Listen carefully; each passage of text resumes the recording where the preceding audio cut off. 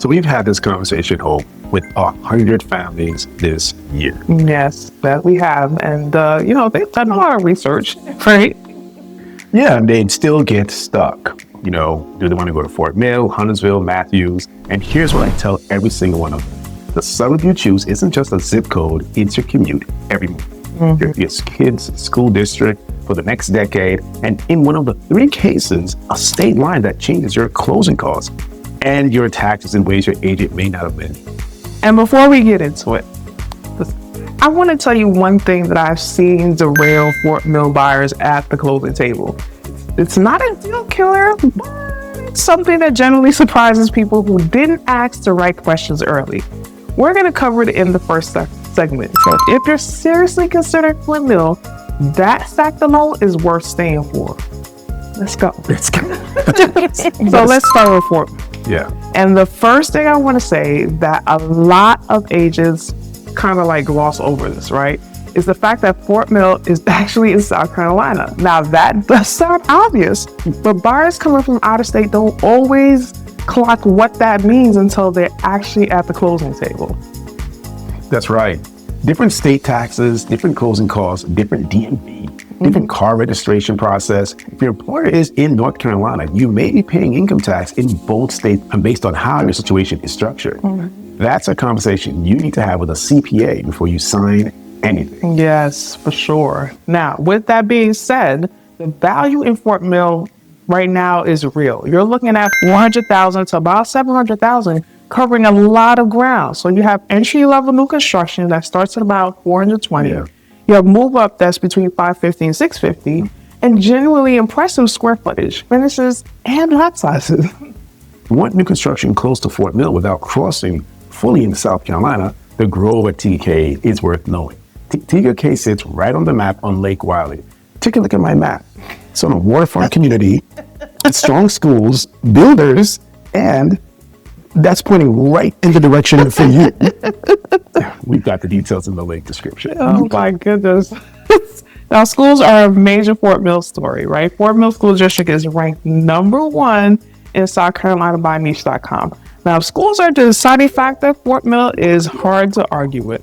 Commute is where we need to be honest. I'm going to keep you 100% with you guys, all right? Fort Mill's I-77 North into Charlotte. Morning rush hour, that's 35 to 55 minutes uptown, depending on where you land. On a bad day, you're looking at over an hour. Not a big deal, right? If your job is up in Valentine or in South End, it's more manageable. But I-77 is not optional. There's no back roads that fix it. Okay, so here's the fact we promised. That is not something that most agents put into the listing presentations, right? But it's why Fort Mill keeps pulling buyers who otherwise would never consider South Carolina. Huntersville. This is the one I get asked about from most buyers coming out of the Northeast. And I think it's because it hits a specific vibe. Lake Norman access, Birkdale Village, for dining and shopping, established neighborhoods, and it still feels like you have space.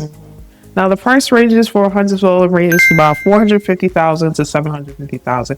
And that Lake Norman proximity does carry a premium. You're not necessarily on the water, but the lifestyle access is real. You got boat launches, trails, and a different pace than closer in suburbs. If you look at my map, no, I'm kidding, guys. Now, if you want new construction in Huntersville, Overbrook Estates is the one to know right now. Strong community, well positioned for the area, and it gives buyers who want new without going all the way to Fort Mill a real option. We've got details linked in the description. Worth a look if Huntersville is in your direction.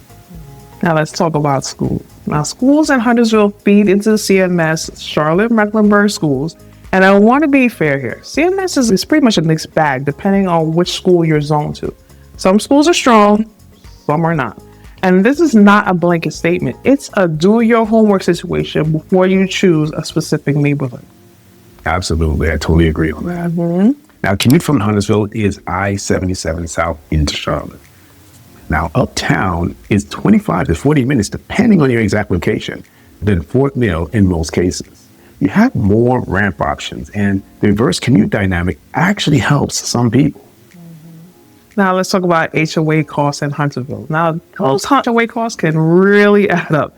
And some of the established communities are running about $150 to about $300 a month. And that factors into your monthly payment math before you fall in love with the house. Now, Matthews, this is the underdog of all three. And I mean that as a compliment.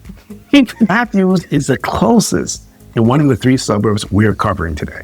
You're looking at 15 to 25 minutes uptown on a good day using 45 to 74. Multiple route options. That's genuinely different from Fort Mill or Huntersville, where you are largely I-77 dependent. Now, price ranges in Matthews range from about $380,000 to about $620,000. And that's a lower entry point is real, right? You're getting closer proximity for less money than Huntersville in a lot of the cases. And the trade-off is inventory, right? Matthews is smaller, more established market. You're going to see much older homes, I think, with more character, right? And you get more competition when something good hits and less new construction than Fort Mill. The town feel is generally different. Matthews has a small town Main Street character. It has an alive festival, local restaurants, the kind of community events that Fort Mill's newer developments are still building toward. If walkability and local culture matter to your family's lifestyle, Matthews punches above its weight. Okay, so check it out. Now, schools in Matthews also feed into CMS, right? So the same homework applies. Stratford Middle School Zone and Weddington adjacent areas are worth specifically researching if schools are a top priority for you. Check the address to make sure you know what school is zoned for your home. Absolutely. The thing I tell buyers honestly about Matthews, if you need the most house for the money, it's not the answer. If you want the closest in suburban feel with actual town character and route flexibility for your commute, it might be the right answer that nobody's telling you to consider. Not bad news. It's information. It means Matthew is still accessible in a market where a lot of the comparable suburbs have moved significantly. Okay, let's put them all side by side, all right? Price per space, Fort Mill wins. You get the square footage per dollar, especially in new construction. Right. Now, as far as schools, Fort Mill wins. If that's your primary driver, ranked number one in South Carolina. CMS schools in Huntersville and Matthews require individual research. Commute flexibility, Matthew wins there. Multiple routes, closest proximity, not I-77 dependent. Now, lifestyle and community feel, Huntersville for that lake access and established amenities, Matthews for the small town character, and Fort Mill if you want something newer and don't need any of those things.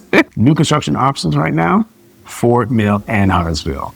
Overbrook Estates in Huntersville, The Grove at Tega Cay near Fort Mill, and Matthews is mostly resale. And the thing that agents leave out, Fort Mill is in South Carolina. And if your employer is in North Carolina, talk to your CPA before buying. So, who is each suburb actually for? Fort Mill is for the family where schools are number one priority. You can stomach the I-77 commute and you want the most house for your money. If your job is in Valentine, or if you can work from home part of the week, Fort Mill becomes even stronger.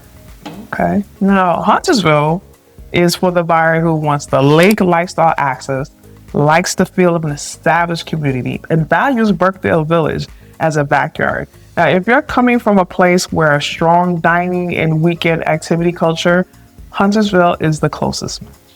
That's right. Matthews is for the buyer who values commute flexibility above all else, wants the closest suburban feel, and is okay with a tighter resale inventory in exchange for genuine small town character. Now, if you're sitting there thinking, okay, but I still don't know which one fits my specific situation, and that's exactly what we do, right?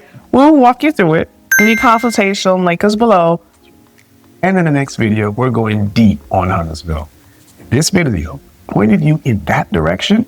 You're going to want to see what we cover next. If you're making a move to Charlotte, we'd love to help, right? Let's book a free consultation through the link below, and we'll help you find the right neighborhood, compare the suburbs, and navigate the process at no cost to you. Stay blessed by the best. And have an amazing day. See you next time.